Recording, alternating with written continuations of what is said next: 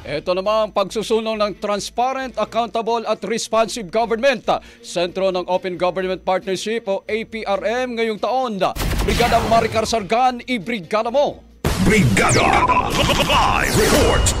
Pinangunahan ngayong taon ng Pilipinas ang pagsusulong ng Open Governance Movement sa pag-host ng bansa sa 2025 Open Government Partnership Asia and the Pacific Regional Meeting o APRM mula February 5 hanggang bukas na dinaluhan ng nasa 800 government officials, civil society leaders at policymakers mula sa higit 40 bansa.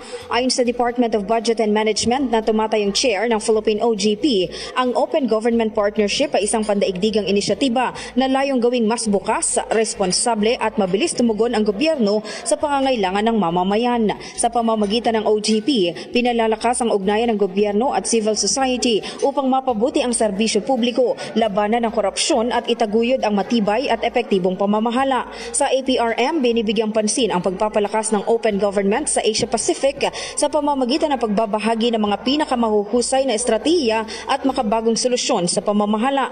Samantala sa kanyang talumpati, ibinahagi ni Pangulong Ferdinand Marcos Jr. ang nilagdaang batas na New Government Procurement Act na nagsusulong ng transparency sa transaksyon ng pamahalaan upang labanan ang korupsyon.